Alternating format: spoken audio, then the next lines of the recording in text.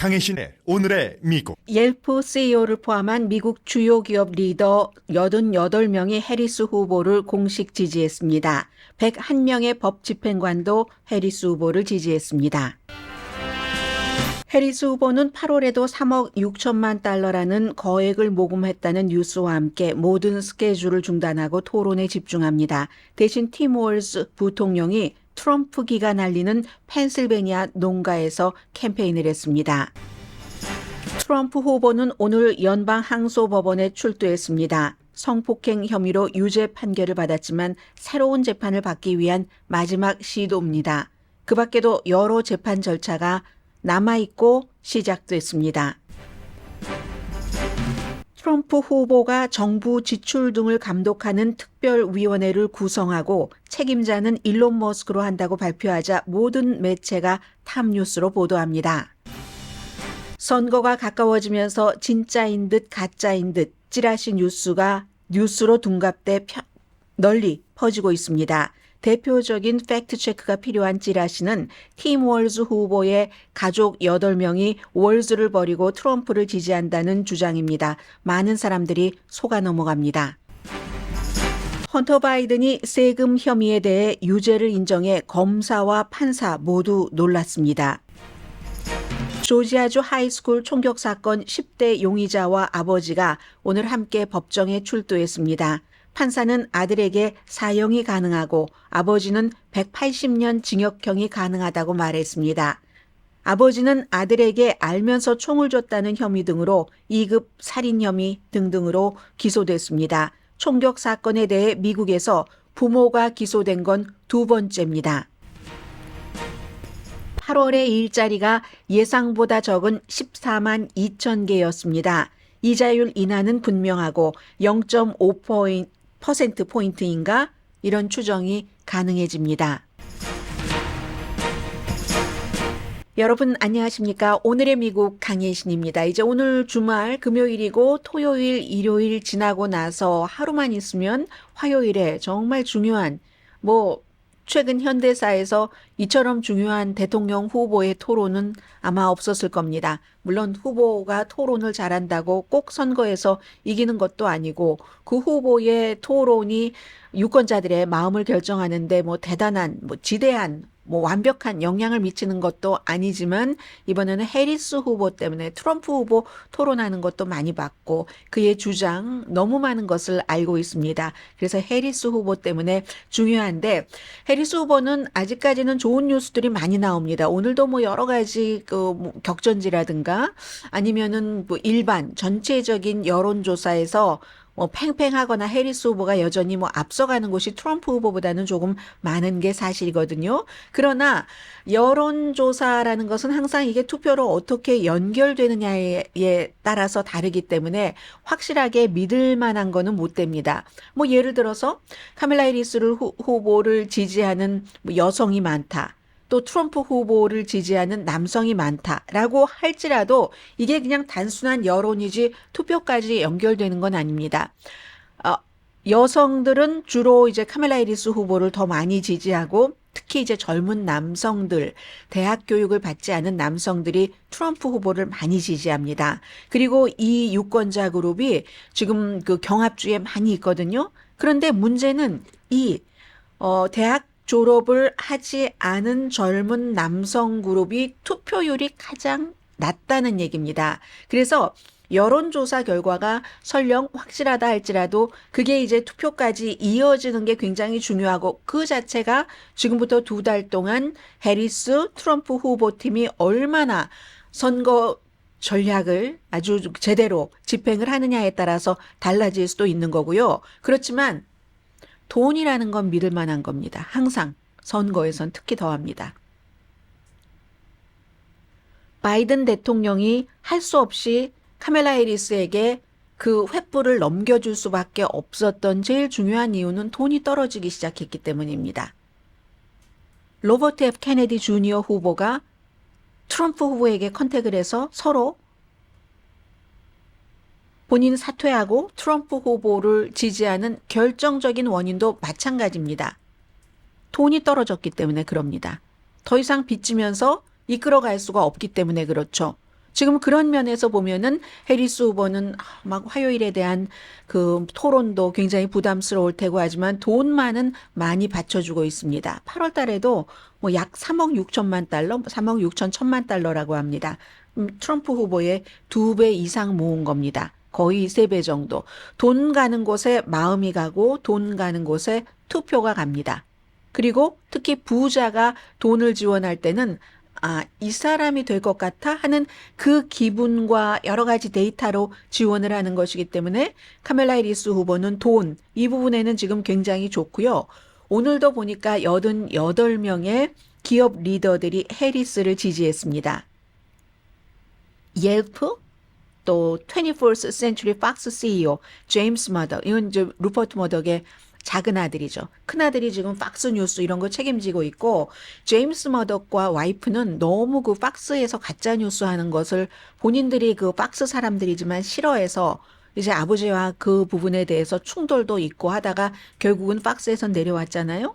이 제임스 머덕의 작은 아들인 21st Century Fox CEO 이 루퍼트 머덕의 작은 아들 제임스 머덕도 여기에 이제 그 서명을 했고 스냅의 회장 리프트 자동차 공유 회사요.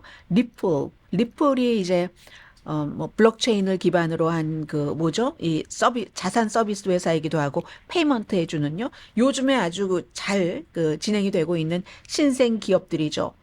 워싱턴 위저즈 구단주 그리고 이제 예전에 아주 중요한 기업의 CEO였던 사람들도 무척 많은데요. 뭐 예를 들어서 뭐 펩시코의 CEO였던 사람이라든가 아니면 뭐 월트 디즈니 스튜디오의 제프리 카젠버그죠. 이런 사람들 링크드인 뭐 이러면 이제 실리콘밸리 쪽이 왔다 하는 걸 알 수 있고 고데디 우리 그 도메인 사는요. 고데디의 전 CEO라든가 페이팔의 전 CEO라든가 이런 사람들 3페이지입니다. 88명의 이름을 이제 한 줄에 한 사람씩 썼기 때문에 그런데 그에 비해서는 그 우리가 왜 해리스를 지지하는가 하는 내용은 짧았거든요. 간단합니다. 해리스가 대통령이 된다면 법치주의를 이끌어갈 것이고 미국이 안정될 것이며 건전한 사업 환경을 기업 환경을 뒷받침하는 공정하고 예측 가능한 게 이제 경제 기업인들은 중요하잖아요. 그래야지 투자 계획 같은 것을 마음대로 세울 수가 있으니까 그런 정책을 추진할 것이기 때문에 우리는 지지합니다. 이건요. 비교적 짧은 그 지지 선언문인데 일반인들에게 저희를 따라서 해리스 후보에게 투표해 주세요 하는 간절한 그런 그 설득하려는 그 호소문은 아닌 겁니다. 이거 목적은 기세 싸움하는 겁니다. 지금 화요일에 선거 유세하기 전에 그런 정치적인 힘을 과시하는 거죠. 누군가가 조직을 했으니까 이런 사람들이 어떤 짧게 써인 문장에다가 본인들의 이름을 쓰고 서명을 하는 거죠. 이게 이제 어제 뉴욕에서 트럼프 후보가 이제 그 기업인들에게 뭔가를 얘기할 때 그때 이제 그것과 이제 나란히 나오는 거고요. 그 얘기는 잠시 뒤에 말씀을 드리겠습니다. 101 그 law enforcement 역시 그 101명의 법 집행관 해리스 후보를 지지했는데 이건 캘리포니아주부터 애리조나 굉장히 많은 콜로라도, 플로리다, 조지아, 노스캐롤라이나, 텍사스, 일리노이, 버지니아, 뉴욕 그 밖에 많은 주에서 경찰국장이나 쉐리프 뭐 은퇴한 경관도 있고 수사관도 있고 캡틴 주의 그 트로퍼 연방 수사국 요원 이런 사람들이 해리스와 팀 월즈가 우리 커뮤니티를 안전하게 지킬 사람이다 하고 오늘 아침에 역시 공동 그 지지문을 발표를 했습니다. 전에 의사당 경관이었던 해리 듄도 여기에 서명을 했고요. 이 사람은 이제 어디 선거에 민주당 예비선거에 나갔다가 떨어졌는데 의사당 그 폭동 사건 당시에 경관 범죄가 지금 이제 핫 이슈잖아요. 그리고 범죄는 늘 공화당 법과 질서를 강조하는 공화당이 조금 뭐 뭔가를 쥐고 있는 것 같은데 이런 사람들이 이제 해리스 후보를 지지를 하면서 그 성명서 쓴 것 보니까 다 알고 계시는 이제는 검사부부터 검사, 검찰총장 등등 많은 경력으로 굉장히 그 범죄에 대해서 다양한 경험을 갖고 있고 팀 월즈 후보도 미네소타 주지사를 하면서 어떤 그 경찰력을 강화하는데 투자를 그 주지사가 많이 했답니다. 특히 어디를 하나를 딱 꼬집어서 3억 달러 뭐 이런 얘기를 하고 있는데 트럼프는 그에 비해서 법 집행관들이 한 얘기가 법 집행이나 법치주의를 존중하지 않는다는 것을 반복적으로 보여준 사람이다. 의사당 폭동 사건으로 경관들이 부상을 입었는데도 의사당 폭동 사건을 일으킨 그 습격한 사람들을 사면한다고 한다. 이러면서 이제 법 집행관들이 지지를 했고요. 이것도 서로 기싸움 하는 겁니다. 오늘 트럼프 그 대통령이 좀 전에 이제 맨하탄에서 법원 밖에서 기자들에게 잠깐 얘기를 했는데 노스캐롤라이나주로 가서 역시 법 집행 기관 그 앞에서 연설을 하기 전에 먼저 이제 치고 나간 겁니다. 자, 이런 일이 있었고요. 그리고 이제 팀 월즈가 카말라 해리스 후보가 지금 조용히 펜실베니아 피츠버그에서 토론을 준비한다고 하죠. 경합주 이 펜실베니아 농가는요, 캘리포니아 농가나 펜실베니아 농가나 다 마찬가지입니다. 공화당을 지지하는 사람들이 많아요. 트럼프기가 펄럭이는 그런 이웃에서 지금 캠페인을 하고 있고요. 펜실베니아도 뭐 공업주 무슨 이렇게 사람들이 많이 생각하고 있지만 펜실베니아의 농업은 이만저만 중요한 게 아닙니다. 그래서 이제 펜실베니아 대학교의 그 농업과의 그 주정부에서 지원하는 돈도 굉장히 많은 곳이잖아요. 미국이 이렇게 우리가 도시 중심이라고 생각하는데 캘리포니아주처럼 이렇게 농업 중심인 그런 주가 많이 있습니다. 트럼프 후보는 그 사이에 이제 어제는 라스베가스의 그 주이시 공화당 협회 연례 리더십 정상회의에서 이제 줌으로 참여를 하고 있던데 해리스에게 찍으면 당신들은 버려질 겁니다. 해리스로부터. 그리고 증거 없이 이스라엘은 해리스가 대통령이 되면은 사라지고 말 것이다. 친팔레스타인계 시위대를 얘기를 한 것 같아요.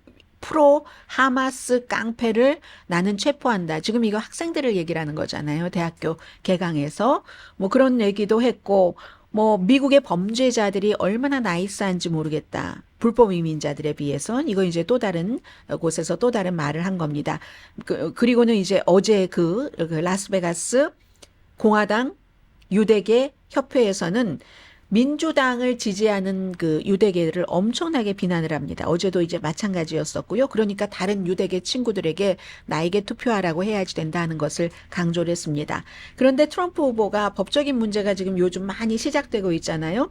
의사당 형사 사건, 이게 이제 대통령으로서 한 거면 연방 대법원에 의해서 면책 특권이 있잖아요. 대통령으로서 한 건지 개인 자격으로 폭도들에게 의사당 쳐들어가라 하고 한 건지 타냐 추측한 그 판사가 오늘부터 이제 이 일정 같은 것을 잡고 하게 되거든요. 원래 재판이 올 봄에 시작이 됐어야지 되는데 이렇게 저렇게 법원에서 미뤄오다가 연방 대법원에서 그런 일이라도 뭐 대통령으로서 했다면 면책특권이 있지라고 해주고 지금 거기에 대해서 판결을 하는 건데 11월 5일 선거 전에 재판이 시작될 것 같진 않습니다. 그러나 다만 타냐 그 추특한 판사가 대통령 후보가 선거 캠페인을 한다고 해서 그 후보의 선거 캠페인 스케줄에 우리의 여러 가지 일정을 맞추지는 않겠다라고 얘기를 했고요. 그리고 이제 트럼프 후보는 본인이 대통령이 되면은 특검부터 해고하고 이 일은 연방 케이스니까 본인이 이제 사면을 하겠죠.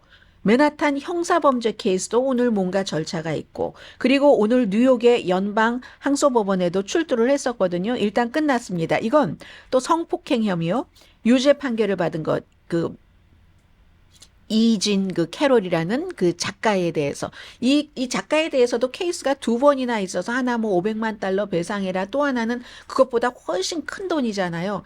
이런 것을 이제 마지막 그 항소이기도 하고 이걸 연방 케이스로 이제 가지고 가려고 하는 새로운 재판을 마지막으로 시도하려고 하는 이것도 연방으로 가지고 가면은 본인이 또 사면을 할 수 있을지 그런 것으로 이제 마지막 그래서 오늘은 여기는 법정에 직접 출두를 해서 나는 무죄다 이런 그 얘기를 했고요. 아무튼 엄청나게 이 트럼프 후보는 지금 바쁩니다.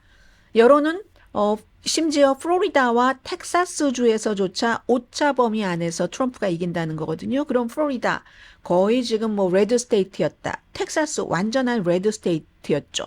뭔가 예를 들어 낙태 이슈로 다른 이슈로 마구 이제 출렁이고 있습니다. 조지아주도 여기에 또 총기 문제가 있기 때문에 또 출렁일 수 있는 가능성도 있죠. 아무튼 이런 상황에서 팩트 체크를 하나 하고 이 시간을 마무리를 하겠습니다. 저는 사실 이거 어제 그냥 넘어가려고 했는데 너무 많은 분들이 물어봐 주시고 그리고 제가 이런 것을 자세히 얘기를 하지 않으면은 또 그거 숨기려고 그러지 이렇게 생각하시는 분들이 있고 그리고 이건 단순히 너무 궁금해하시는 분들도 계실 것 같아서요. 사실은 이렇게 작은 이슈를 일일이 여러분들께 말씀을 드리면서 시간을 쓰고 싶지는 않았거든요. 그런데 어제 이제 가장 많은 분들이 저에게 물어봐 주신 게 네브라스카의 팀 월즈 그 부통령 후보의 가족들이 트럼프를 지지한다고 하고 사진까지 쫙 찍었던데 이게 사실이냐 아니냐라고 물어보셨습니다. 그리고 너무 많이 박스 같은 데서 나오니까 그 사진은 사실입니다. 그런데 가족이라고 했는데 이걸 가족이라고 해야지 되는 건가요? 아주 뭐라고 해야지 될지 잘 모르겠어요. 왜냐하면 이 팀 월즈의 시스터가 있잖아요. 그 시스터도 우리 저 사람들 모른다라고 하고 근데 분명히 피가 섞인 것은 맞는 겁니다. 네브라스카 월즈 포 그 트럼프라고 해서 막 스펠도 틀렸어요. 그리고 이렇게 보면은 굉장히 인상들이 좋으시고 네 여덟 분이신데 네브라스카 분들처럼 그렇게 생기셨어요. 그래서 먼 친척인 게 맞긴 맞습니다. 친척이라기보다 그러니까 팀 월즈 부통령 후보의 아버지는 10대 때 돌아가셨어요. 암으로. 그리고 그 아버지의 아버지 그러니까 팀 월즈 후보의 할아버지의 다른 형제의 후손들이랍니다. 그러니까 뭐 네브라스카에 뭐 같이 살았고 하지만 얼굴도 잘 모르고 왕래도 없고 할아버지의 형제의 뭐 자손들인데 그런 사람들이랍니다. 그래서 팀 월즈나 카멜라 해리스 후보는 여기에 대해서 답변 같은 것을 하지 않습니다. 그런데 이제 트럼프 측에서 트럼프 후보도 션 해니티와 타운홀 미팅에서도 너무 고맙다. 그 가족들이 나를 지지해줘서 뭐 이렇게 얘기를 하고 있잖아요. 그래서 그런 알아보지도 못할 그럴 정도인데 같은 티셔츠를 입고요. 딱 이제 팀 월즈가 나간다고 하니까 티셔츠를 맞춰 입었답니다. 티셔츠 이 스펠 좀 제대로 쓰시죠. 월즈의 월즈 포 트럼프인데 거기에 어퍼스트로피 S를 왜 붙이셨는지 모르겠어요. 아무튼 그렇다 하는 근데 이 사진이 어떻게 나온 거냐면요. 이분들이 실제로 찍은 것도 맞아요. 맞는데 서로 뭐 왕래 없는 상황에서 맞는데 이 사진이 공개된 것은 원래 네브라스카의 트럼프의 지지를 받아서 뭔가 주지사를 해보려고 주지사 후보로 나갔는데 진 사람이 있습니다. 사업가예요. 낙농업을 하고 있는 그런 찰스 헙스터라는 이 사람이 그 사진을 딱 어디에 이제 실은 거예요. 그래서 공개가 된 거거든요. 그랬더니 이제 트럼프 후보가 심지어 얼마나 이제 그 뭐 주변 뭐 여러 가지 또 뭐 팍스 등등에서 브레이트 바트 등등에서 설명을 붙여서 얘기를 하기를 팀 월즈가 얼마나 후진 사람이며 온 가족이 그에게 반대를 하느냐. 왜냐하면 중요한 형, 8년 동안 서로 얘기를 하지 않았다던 제프 월즈라는 형이 이제 그 페이스북에 잠깐 썼다가 사실은 이 형에 대해서도 트럼프 후보와 주변에서는 지금 거짓말을 하고 있는 겁니다. 트럼프 후보, 본인이 그 동생에 대해서 동생이 나한테 부통령 후보로 나간다고 뭐 알리지도 않고 뭐 이러면서 어렸을 때 얘기도 조금 얘기하고 나중에 인터뷰에서 하는데 그거 쓴 것을 본인이 후회한다고 얘기를 했고 내가 트럼프 옆에 서서 같이 선거 유세를 하는 일은 없을 것이다라고도 선언을 했습니다. 물론 2016년도에 $20를 이제 트럼프 후보에게 기부한 적이 있기는 있지만라고 얘기를 했는데 그렇게 보면은 이제 여러 가지로 지금 팀 월즈를 공격을 하는 것을 여러 가지로 해보는 겁니다. 군에서부터 그의 뭐 강아지에 대해서 뭐에 대해서 이젠 가족들까지 나와서 할아버지의 형제의 후손들이 얼굴도 보지 못하고 서로 얼굴도 알지 못하는 이런 사람들이 지지를 한다고 월즈의 가족들이 나를 지지한다 하는데 이게 사실은 아시는 분들은 아실 것이기 때문에 그리고 뉴스에서 이걸 깊이 다루지 않으면 별로 깊이 다루지 않아도 되는 일인가 보다 라고 생각하고 있으신 분들이 상식이어야지 되는데 지금 선거 캠페인 자체가 이런 것에 포커스를 맞추니까 사람들이 그러는 아니 인간성이 어쩌면 가족들이 다 반대래 이렇게 얘기를 하는 것이기 때문에 많은 질문이 와서 제가 말씀을 드렸고요. 제일 중요한 사람은 이제 이 사람의 형인데 어쨌든 2016년도에 또 다른 그 월즈의 동생이 숨져서 장례식에서 보고 나서 이번에 이 형이요, 제프 월즈라는 사람이 플로리다주에 사는데 월즈의 형이 이번에 이제 부통령 그 후보가 될 것이 이런 때는 이제 사람들에게 막 베리파이도 하고 하잖아요. 그리고 또 형제니까 뭐 여러 가지 뭐 서류 같은 것, 신원조회 같은 거 이런 것 좀 해달라고 해서 본인이 싫다고 했대요. 안 해줬다는 것 같아요. 거절했다고 얘기를 하는데 어쨌든 이 사진 자체에는 제프 월즈는 없다는 것. 가장 가까운 형제는 없다는 것, 그리고 서로 알지 못하는 것, 그리고 그럴 수도 있죠. 뭐 가족들이 다 이럴 수도 있고 저럴 수도 있는 건데 하나 구분은 이거죠.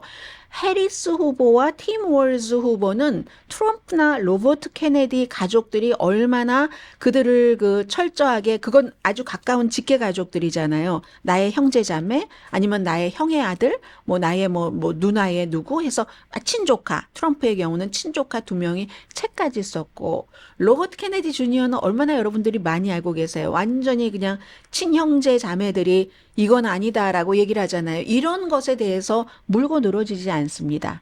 그렇기 때문에 이게 참 찌질한 것을 가지고 이렇게 하고 이용을 하고 이 팀 월즈의 형이요. 형은 나는 더 이상 아무런 성명도 내지 않을 것이고 이제 뭐 캠페인 트럼프 위해서도 하지 않고 뭐 하지 않을 것이다. 아무튼 이렇게 얘기를 했습니다.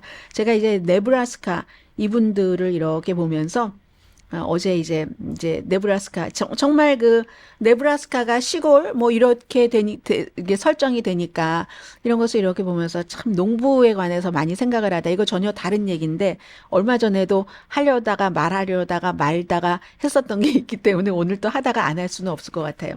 농부 이렇게 생각을 하면서 이 농부들이 우리 트럼프를 지지한다 하고 또 실제로 누군가가 이 사진을 우리가 이런 목적으로 올리는 것도 허락을 했다고 하거든요. 굉장히 아무튼 인상들도 좋고 그런 분들인데 이런 말이 생각이 났습니다.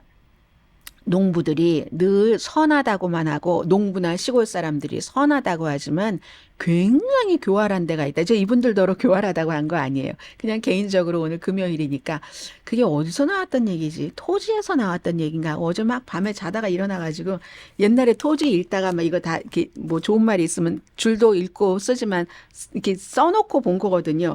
그래서 막 봤더니 이런 말이 있었습니다. 아무것도 더 원하지 않고 아무것도 더 잃지 않으려는 농부들은 자연과 더불어 이 한때는 평화스러운 것이다. 뭐 이렇게 쓰면서 막 솜뭉치구름 막 이런 말이 있으니까 저는 오히려 이 트럼프의 이 찌라시 관련 뉴스로 인해서 그 과거를 막 고등학교쯤 됐겠죠. 토지를 읽었을 때니까.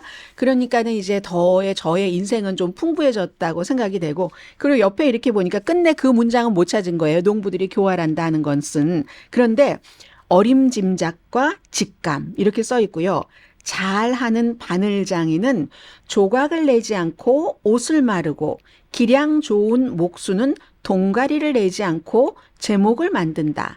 짜투리 내는 것을 원보는 꺼린다. 평사리 그 목수 얘기한 거잖아요. 그래서 이제 저는 그로 인해서 이렇게 즐거운 마음도 가질 수 있었는데 앞으로도 엄청나게 많은 찌라시와 같은 것들이 있을 겁니다. 그럴 때는 여러분들께서 저에게 이건 왜 얘기하지 않느냐 아니면 이게 정확하게 어떻게 된 거냐 물어봐 주시면 그러면 이제 괜히 쓸데없는 소용돌이 속에서 시간을 낭비하지는 않으셔도 되잖아요. 해서 오늘 팩트체크를 하나 해드렸고요. 잠시 뒤에 오늘 이제 미국 주요 신문의 탑뉴스에서 역시 조지아주 사건도 조금 다룰 것 같고요. 뭐 헌터 바이든 사건이라든가 트럼프 후보, 일론 머스크 이런 내용들 전해드리겠습니다.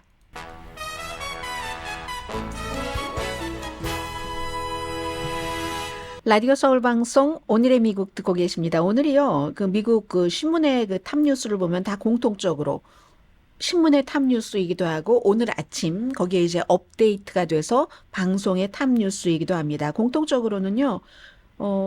주요 신문들은 전부 트럼프 후보가 어제 그 뉴욕의 비즈니스 미팅에서 연방 그 아주 효율성 패널이라는 효율성 커미션이라는 그런 것을 만든다 하는 것이 있고 그리고 조지아주의 그 총격 사건 헌터 바이든 어제 깜짝 놀랄 만큼 그동안 무죄를 주장하다가 세금 문제에 대해서 혐의에 대해서 전부 9개 혐의였는데 9개였던가요? 유죄를 주장한 이런 내용이거든요.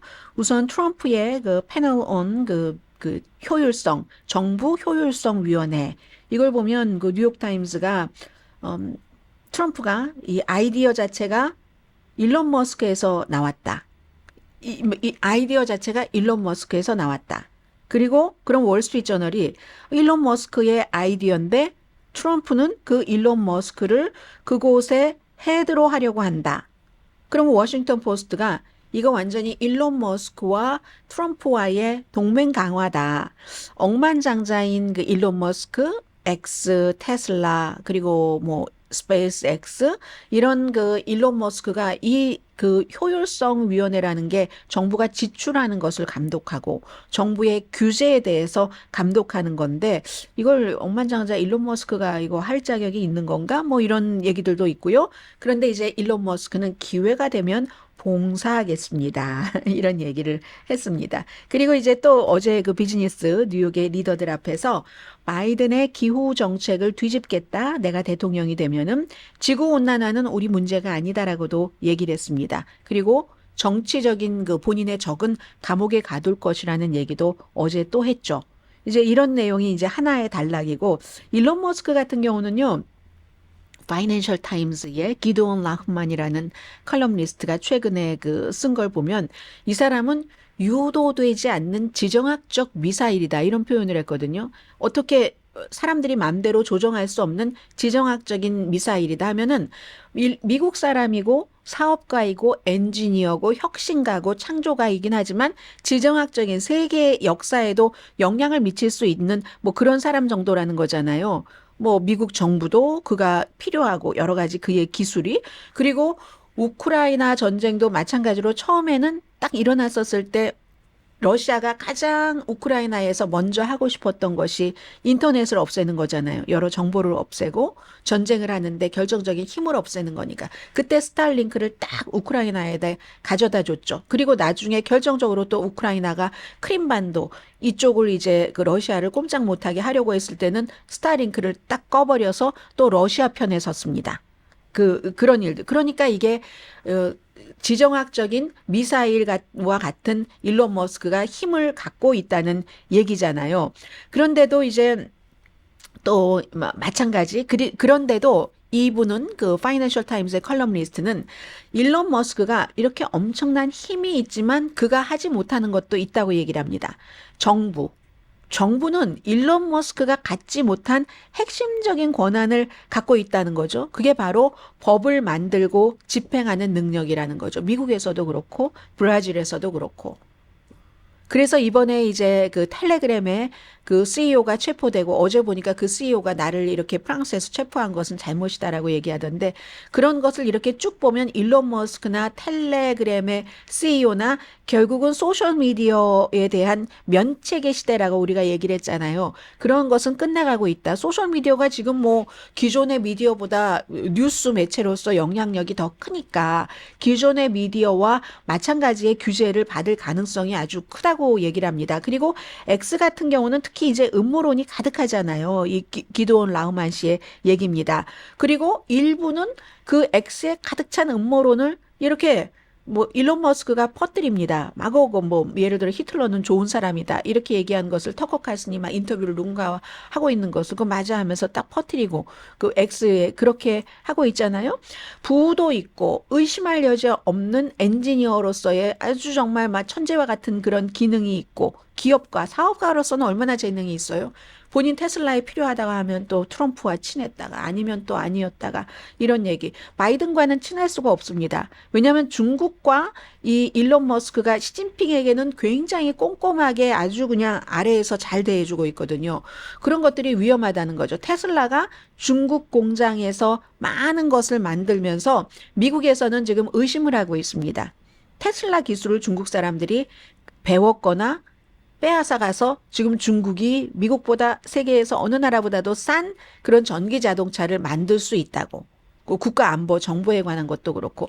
그러니까 바이든 행정부와는 어차피 이 일론 머스크가 사업가이기도 하니까 좋을 수가 없어요. 지금 이제 이런 문제에서 이 트럼프 그 행정부가 들어선다면 일론 머스크가 어떤 역할을 할 수 있는데 어쨌든 일론 머스크도 법에는 복종을 해야지 되니까 이 법도 본인에 맞게 트럼프와 이렇게 그 손을 잡고 바꿀 수도 있겠죠. 뭐 감독위원회의 최고 자리를 일론 머스크에게 준다고 하잖아요. 그러나 이 일론 머스크의 X는 여러 가지 이런 얘기를 하고 또 본인이 그 트럼프에게 뭔가가 얻을 게 있으니까 뭐 소프트볼을 던져주면서 비위 맞춰주면서 인터뷰를 하고 했겠죠. 본인이 직접. 그래서 이 X라는 것을 힘의 원천으로도 쓰지만 여러 가지 그 사업에 있어서 사실은 나의 힘의 한계가 여기구나 하는 것을 느낄 수도 있을 것이다. 앞으로는 이 소셜미디어도 결국은 이제 그 뭔가 규제를 받는 여러분들은 어떻게 생각하세요? 표현의 자유를 얘기를 합니다. 텔레그램의 CEO나 X의 이런 그 일론 머스크나 그러나 이런 표현의 자유를 주장하는 플랫폼에서 그 주장 때문에 의도적으로 나쁜 마음을 가지고 계속 나쁜 것을 퍼뜨릴 때 누군가가 퍼뜨릴 때 이걸 제어할 힘이 없는 겁니다.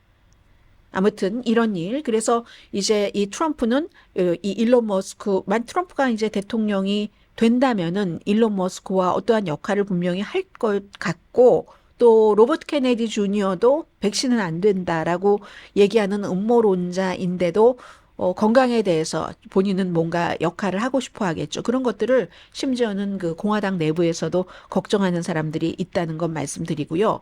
이 소셜 미디어에 대한 그 어느 정도의 규제, 힘이 없을 때는 괜찮죠. 그러나 힘이 너무 막강해지면은 그 어떤 세계의 구성 요체로서 책임을 어느 정도는 져야지 될 게 있는 것은 이제 방향은 그쪽인 것 같아요. 텔레그램이나 이제 모든 소셜 미디어 자체가 미국이 오히려 제일 늦은 거죠. 그런데 오늘 이제 애틀란타 저널 컨스티튜션을 보면은 조지아주 총격 사건에 대해서 쭉 나옵니다. 먼저 속보를 전해드리자면 아버지와 아들이 오늘 법정에 함께 출두를 한 겁니다. 아들은 뒷모습만 보였고 저는 앞모습 사진도 봤지만 여러분들도 많이 보셨을 거예요. 유난히 영한 얼굴이잖아요. 그 아이가. 아버지는 54살. 아버지는 굉장히 흔들렸고 떨려 했고 그 얼굴의 그 고통과 고뇌를 우리가 볼 수가 있었는데 이 14살 범인이 이 베이비 페이스의 범인이 AR-15 스타일의 그 라이플을 가지고 친구들도 살해하고 14살 동갑 선생님도 또 많은 사람에게 총상도 입히고 했잖아요. 그런데 이 14살의 범인이 학교 총격 사건에 그렇게 집착을 했답니다. 플로리다주에 특히 이제 파클랜드 총격 사건 이런 모든 것들이 다 소셜 미디어 등을 통해서 있는 거거든요. 디스코드 같은 그런 본인들 뭐 게이머들이 많이 있는 젊은이들 많이 가는 사이트 있잖아요. 이런 그 소셜 어떤 네트워킹에 의해서 이거 뭐 재미로 하나? 뭐 자꾸만 거기에 빠져 있으니까는 이게 이런 일들이 일어나는 거겠죠. 그리고 아버지는 기소된 게 2급 살인 혐의, 과실치사, 아동학대 8개 혐의로 기소가 됐는데 그것도 사건에 직접 연관이 있다 해서 알면서도 아이에게 무기를 갖게 했다는 겁니다. 지난해 뭐 크리스마스 때 아이에게 12월 달에 뭐 크리스마스 선물로 사줬다는 얘기잖아요. 그리고 나서 6개월 뒤에 셰리프로부터 어떤 수사 요청을 받아서 인터뷰를 했고, 왜냐하면 FBI의 누군가가 그런 소셜 네트워크 이런 데에 이 아이가 학교에 뭐 슈링을 하겠다는 것을 썼다니까. 근데 나중에는 아니라고 하고 13살이면 너무 어리잖아요. 그리고 굉장히 그 당시에 이제 인터뷰를 한 셰리프가 얘기를 하는데 아이가 침착했답니다. 아이가 침착했고 아버지도 총이 우리 집에 있는데 그거 아이가 함부로 가질 수가 없어라고 얘기를 했기 때문에 뭐 당시에도 체포되지는 않았다고 하는데 평소에 이 아이와 아버지가 사냥을 자주 했답니다. 할머니인가요? 할아버지인가요? 애틀란타 저널 컨스티튜션과 인터뷰한 걸 보니까 우리 그 손주가 본인이 저지른 일에 대해서 벌을 받아야지 되는 것은 마땅하다고 얘기를 했습니다. 마땅하긴 한데 아이가 환경 때문에 그렇게 됐다. 엄마 아빠가 지금 별거 중이고 이혼 수속 중이랍니다. 이혼 수속 중에 아이는 아빠와 지금 함께 그 살고 있는 것이고 이러한 것 때문에 그렇다. 아이가 이제 14살밖에 안 됐는데 뭐 그냥 인생으로 생각하면 14살밖에 안 됐는데 이렇게 충분히 생각을 할 수 있는 거고 또 희생자들 입장에서 보면은 야 나의 아이를 죽게 한 범인 이렇게도 생각할 수 있는 거잖아요. 어쨌든 이번에 조지아주에서 총기법이 어느 주보다도 조금 말랑말랑한 조지아주에서 이렇게 부모를 기소하고 한 것은 미시건주의 그 총격사건, 학교 총격사건을 일으킨 범인의 부모가 기소되고 뭐 형량까지 받았던 거 여러분들 기억하시죠? 그게 4월 달에 있었던 일입니다. 이번이 이제 두 번째인 거잖아요. 보통 학교 총격 사건의 범인들은 집에서 총을 가지고 옵니다. 75%가. 그러니까 이제 바이든 대통령이 오늘도 안전장치를 해야지 된다. 부모의 책임이다. 이렇게 얘기하면 공화당의 JD 벤스 부통령 후보는 나도 이런 상황이 굉장히 싫지만 이런 학교 총격은 현실 세계에서 늘어나고 있는 게 현실이다. real world에서 늘어나고 있는 게 reality다. 그래서 어쩌라고요. 학교 보안을 강화해야지 된다. 총기 규제에 대해서는 말하지 않습니다. 아무튼 이런 일. 그리고 어머니도 17년 전에 뭐 그럴 수도 있죠. 범죄 기록이 있더군요. 뭐 가정 폭력, 마약 소지, 뭐 부동산에 뭐 데미지를 줬고 교통 위반 등등 이제 이런 일이 있었다고 하고 오늘은 이 사건이 너무나 사람들이 관심이 많았기 때문에 생중계를 했습니다. 그래서 판사가요 처음에는 14살 아이잖아요. 아이에게 이러이러한 혐의, 살인 혐의니까 이건 뭐 의도했었던 1급 살인 혐의니까 사형이나 종신형에 처해질 수 있다. 이렇게 얘기를 했습니다. 아이가 충분히 그걸 이해하는 것 같았습니다. 나중에 판사가 안 됐는지 그런데 다시 이제 설명을 해주는 거예요. 사형이나 종신형에 처해질 수 있지만 그리고 성인 재판을 지금 받게 되잖아요. 성인 재판을 받기는 받아도 너는 그 피고는 사형에 처해지지는 않는다. 미성년자이기 때문에 이렇게 이제 다시 설명을 해줬고 그 얘기를 듣는 아버지가 훨씬 더 놀라워하는 이제 그런 모습도 그대로 괴로워하는 모습을 볼 수가 있었습니다. 아버지는 180년 징역형을 받을 수 있고요. 다음 재판은 12월 4일에 있는데 여기서 이제 오늘 그 아틀란타 그 저널 컨스티튜션이 강조한 것은 저는요 이게 제목에 써 있어서 뭐 내용이 있는가 하고 엄청 찾아봤는데 따로 기사를 쓴 것도 아니에요. 단지 애틀란타의 공화당 정치인들도 야, 이제는 우리가 총기법 변화에 대해서 오픈해야지 된다. 이런 사람들이 애틀란타의 공화당 정치인들 가운데서는 몇 명 있다. 이제 이 정도가 조금 의미 있는 것이라고 할까요? 이게 아마 민주당에서는 이 이슈를 쭉 가지고 가고 싶어 할 것이고 토론을 넘어서 선거까지 공화당은 가능하면 이걸 좀 이렇게 누그러뜨리고 싶어 할 것이고 할 겁니다. 여기까지 전해드리고요. 잠시 뒤에 경제 뉴스 등 보도를 해드립니다.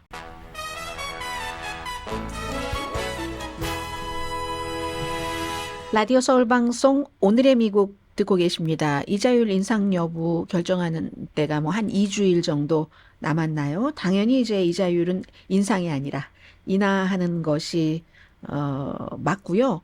그리고 이제 오늘부터는 이거 0.25%가 아니라 0.5% 아닐까? 이런 얘기가 굉장히 많이 나옵니다. 이제 오늘 새로 나온 사람들이 많이 기다렸었던 그런 그 일자리에 관한 보고서가 나왔기 때문입니다. 자, 일자리에 대한 보고서가요. 왜 이게 이렇게 움직이나요? 자, 움직이지 말아주세요. 너무 움직여서 제가 방송을 할 수 없을 정도로 컴퓨터 지금 왜 이러고 있죠? 네.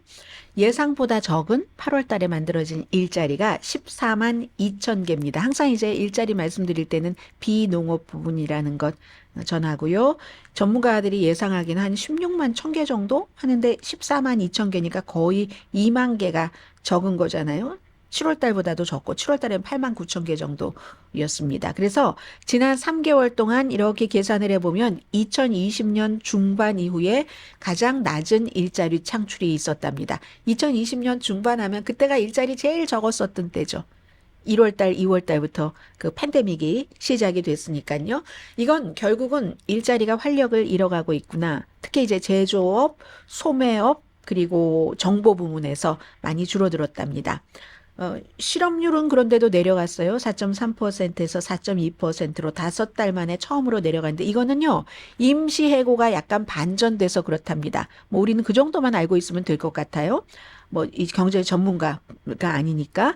그리고 참여율은 이제 일을 하고 있거나 저와 여러분처럼 그리고 저 어떤 분은 또 방송을 듣고 계시면서 일자리를 찾고 계시는 분들 계시죠? 일을 하고 있거나 일자리를 찾고 있는 사람을 합쳐서 노동시장에 참여하고 있는 참여율로 보는데 62.7%로 변동이 없습니다. 지금 대선 때는요, 많은 회사들이 어떠세요, 여러분? 뭔가를 내가 투자를 한다 할 때는 뭐 확신이 조금 있어야지 투자를 하시겠죠? 누가 될지도 모르고 어떤 방향으로 나갈지도 모르니까 지금 돈 있는 사람들이 사업을 하면서 돈은 있어도 뭔가 투자하는 결정은 조금 미루는 시기거든요. 또 그리고 이자율도 비싸잖아요.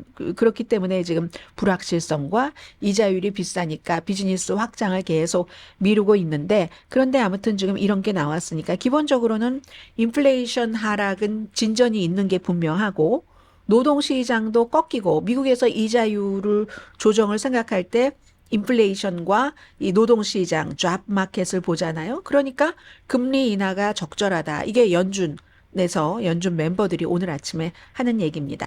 얼마를 내릴까요? 2.25%일까요? 2.25%래요, 제가. 0.25%일까요? 0.5%일까요? 가끔 그렇게 머리하고 입하고 같이 손잡고 가지 않을 때가 있거든요. 아마 그런 때는 많을 겁니다. 제가 의식하지 못하는 사이에 여러분들께서 다 알아서 들으셨을 것이다. 이런 생각이 들고요. 그리고 그 세금과 이 관세에 대해서는 지금 이제 새로 누가 대통령이 될지 모르니까 관세 경우는 대통령 맘대로 할 수가 있습니다. 대체적으로. 그리고 세금은 맘대로는 못 해요. 내년에 이제 세금을 그동안 이거 이제 다시 연장을 하느냐 마느냐 인하에 놨던 이런 결정하는 것은 의회에서 해야지 되는데 관세는 맘대로 하니까 특별히 지금과 큰 변화가 없는 이 해리스 안 같은 경우는 큰 변화가 없는데 트럼프 안은 관세를 계속 올린다고 하니까 뭐 중국 제품은 60% 그거 다 물건값 올리는 거거든요. 그렇기 때문에 이제 세금은 큰 변화가 없고 관세는 큰 변화가 있다면 이거는 정말로 크게 많은 사람들이 돈을 많이 못 버는 사람들이 물건을 엄청 비싸게 주고 사야지 되니까 결국은 수입이 줄어든다는 얘기가 되는 겁니다. 그리고 세금도요. 지금 트럼프 안이나 해리스 안대로 어떤 변화가 있으려면은 의회 의원들이 승인을 해줘야지 되니까 우리가 대통령 선거를 계속 말하고 있지만 이것도 역시 중요한 부분이다. 또 하나는 근본적으로 공화당은 이제 가끔 세금 감면을 합니다. 트럼프 대통령이 2017년도에 했었던 것처럼. 그래서 이제 시행을 하고 나면 사람들은 세금 감면을 좀 덜 버는 사람도 뭐 페이롤 책 받았을 때 몇 달러, 몇십 달러 조금 덜 떼고 나오고 이랬었잖아요, 처음에. 그런데 이제 그것도 또 이제 이렇게 길이 들여졌습니다. 많이 이득 보는 사람은 대단히 돈이 컸을 테고요. 그러면 그게 이제 이렇게 길이 들었는데 갑자기 또 이게 없어진다, 이걸 뺏는다 하면은 힘들잖아요. 대체적으로 임시로 세금을 내려놓는 것은 공화당이고, 그래서 사람들이 거기에 너무 익숙해졌는데, 이거 이래가지고는 국가가 계속 예산이 적자입니다. 조금 올려야지 됩니다. 이렇게 또 얘기를 하고 해야지 되는 지금 민주당인 겁니다. 세금에 있어서는 그렇다고 말씀을 드리고요. 이 얘기는 말씀을 드릴게요. 간단히. 헌터 바이든이 9개 연방 세금 혐의에 대해서 기소된 혐의를 모두 인정을 했는데 어제가 사실은 배심원 선정한다고 뭐 한 100명 정도가 대기를 하고 있었는데 지금까지 무죄를 주장하다가 전부 유죄를 주장했습니다. 그것도 처음에는 그 알포드라고 해서 알포드 유죄 인정이라고 해서 이건 나는 무죄인데 기소를 인정한다. 이렇게 해주기를 원하라 했더니 검사가 절대로 그럴 수 없다고 해서 그냥 오케이. 이제 유죄를 인정을 했거든요. 검사도 놀라고 판사도 놀랐습니다. 헌터 바이든이 유죄를 인정할 줄 몰랐죠. 왜 유죄를 인정했는가? 본인은 가족들에게 더 이상 고통을 주고 싶지 않다고 했습니다. 사생활 침해되고 불필요한 망신당하고 세금을 왜 몇 년 동안 2016년부터 2019년 동안 140만 달러를 안 냈었냐? 돈이 있으면서 그 돈으로 마약하고 사치하면서 이걸 다시 또 다 끄집어내야지 되잖아요.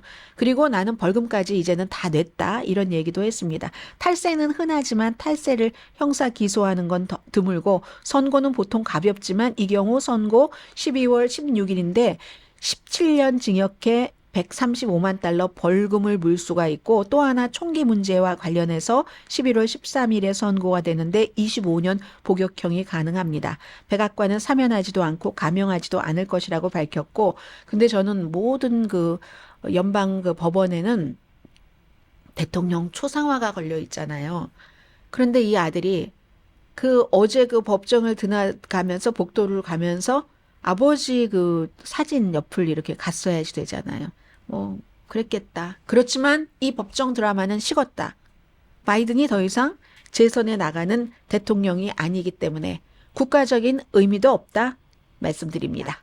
이 공책이요. 이민 올 때 무게 많이 나간다고 엄마가 모든 공책 다 뭐 무게 나가는 거 다 떼라고 해서 앞뒷장도 없거든요. 저의 공책 마지막 한 줄을 읽어드리겠습니다. 토지를 읽으면서 적었던 세월은 그를 온화한 인품으로 닦아주었다. 용의에 대해서 박경리 씨가 쓴 얘기입니다. 강혜신이었습니다.